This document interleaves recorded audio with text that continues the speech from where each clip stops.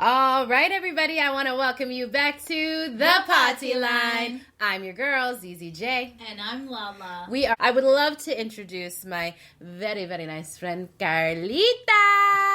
Hey, Caller. Thank you, ladies, for having me here today. You know what ain't a girls' night without the girls. Black Beach Friday. Hello. Give me some sunscreen, girl. Give me some sunscreen. I'm always here. Here I am. First of all, Carla, I'm so happy that you're here for the Girls' Day. Thank you. I'm so looking forward towards this. Yes, and so what I feel we are going to talk about today are 3 things that are one of the most hardest things to embrace in life. You want to know what they are? I feel like we're getting deep. So we're going to talk about patience, acceptance, and trust in any relationship, right? I feel like, just me personally, I kind of feel like those are the hardest things to really embrace in any relationship, right? So what do you guys think? Absolutely. Yeah? 100%. Yeah, agreed. Those are like the 3 pillars that are gonna make or break any type of relationship, whether it's, romantic, professional, family. Those 3 things are needed, and if any of them are missing, then you're kind of fucked. You know what? And it's so true, right? Because they kind of all go hand in hand on top of each other, right? You want to be patient for the other person, and then you want to accept their differences, and then you want to trust that you can meet somewhere in the middle, and everything will work out. But you know what's even crazier? The order in which each box is ticked. And trust is like the finish line. Like, if you can gain that, okay. You're good to go. But I think you actually start off with 0% trust and then you grow to 100% based on situations that you're going through. And that's essentially the foundation of any type of relationship. Yeah. So if you're building trust with somebody, you actually have to go through certain scenarios and understand what their cues and what kind of, and understand their boundaries and how much they're really going to be your ride or die. And then you can go on from there, and then you'll be able to build that trust and then start to grow a mutually beneficial relationship, whichever quadrant it may be in within your life. So let's talk about trust. I feel like everyone's really into trust right now. So let's focus on trust, but let's focus on trust in a business relationship, because I feel like we haven't really talked about many business relationships. And I feel like we can all, through our own different experiences, we all come from different backgrounds when it comes to business. And I feel like we could talk about it. Yeah? Yeah? Absolutely. All right. So, Carla. Carla.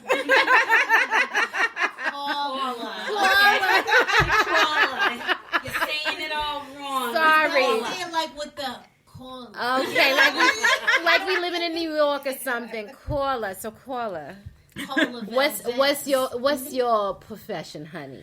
I'm a sales executive. Okay. So relationships are essential to being successful in business. And in order to have a successful business relationship, it has to be mutually benefiting.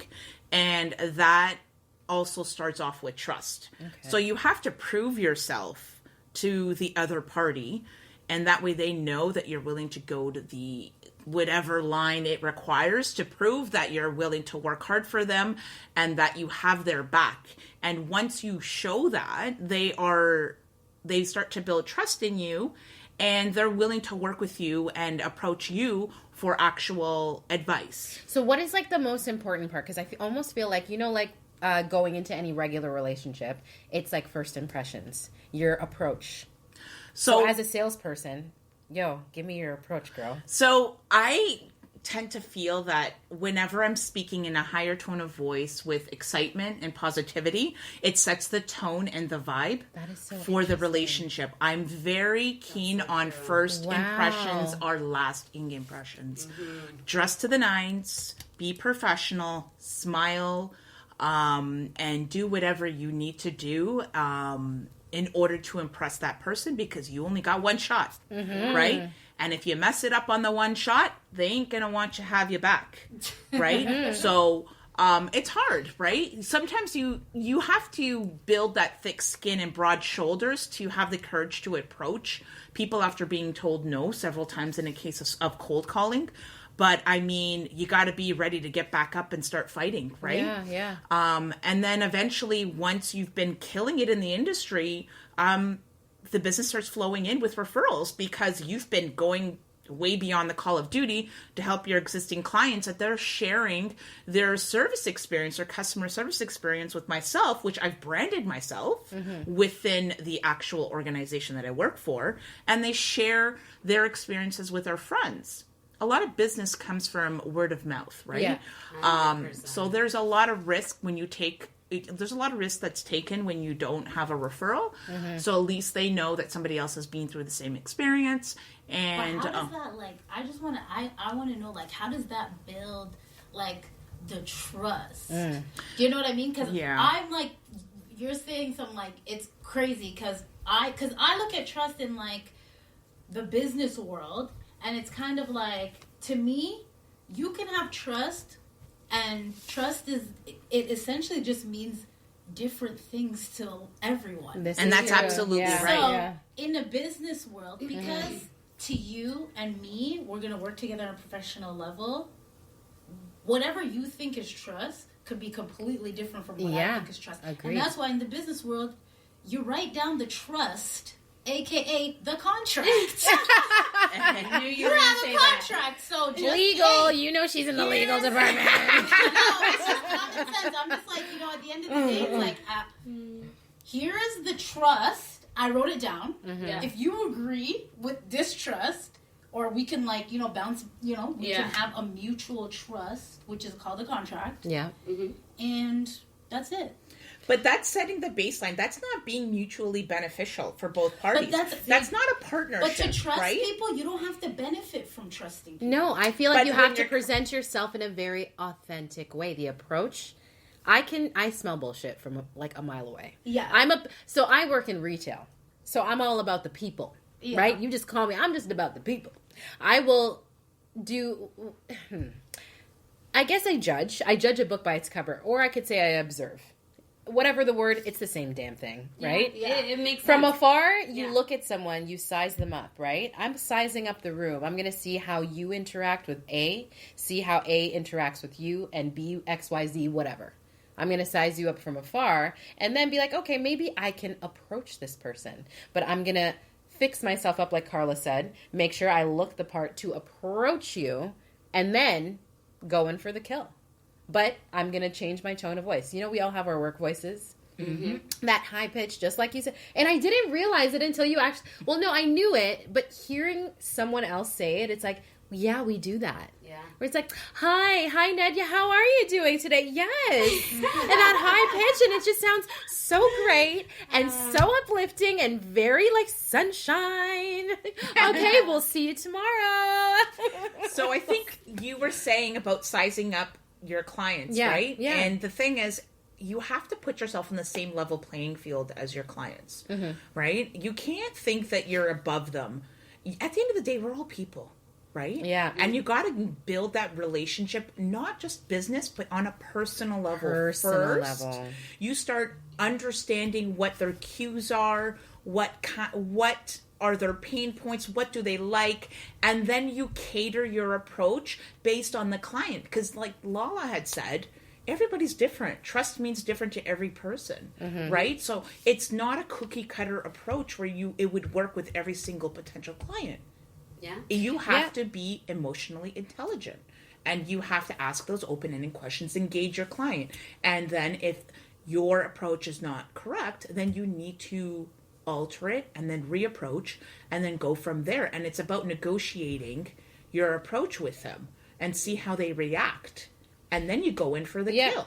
Because you're not going to go in for the kill right away. You want to be able to understand your client, do what you need to do to build that relationship, get it strong, and then it's solid for the future. They didn't build Rome in one day, and neither did relationships. Well, at least at the B2B enterprise level. Yeah. You need to be able to grow that business, right? And make it a strong relationship so that it is strong for the next 10 to 15 years, right? It's easier to retain existing clients than it is to acquire new ones, right? So why not put the effort that you need at the get-go to maintain that relationship and then go forward, right? Right, yeah. Sina, how do you? I find it so interesting because all three of you guys are in 3 different fields. Yeah. And your initial intro to what is business trust is like completely different, but it definitely boils down to the same thing. So obviously Lala being in the legal field, she's going to start with the contract. You know? No, she's like, no, but wait. But it's like, even though you're like, okay, the trust is established when the contract is signed, but you are so successful in your field because you get personable with your clients, even though it's legal. They trust you more in that aspect because they can tell you're being authentic with them, especially when a contract is involved. Z, on the other hand, says, okay, trust is going to start with me seeing how they interact with other people. So it's interesting because you're in the retail field, so automatically, you're going to kind of want to do some recon on, okay, who am I dealing with? What are they into? What do they like? Analyzing their mood. Yes. I got to know what their mood is. She has to observe at first. And then you've got Carla, who is the sales executive, who is like, okay, it's all about the first impression. I got to come ready. I have got to get them, first impressions mean everything. So it's just interesting that everybody's intro to trust is completely different based on the field that you're in, but ultimately boils down to the same thing. A business relationship cannot function without trust.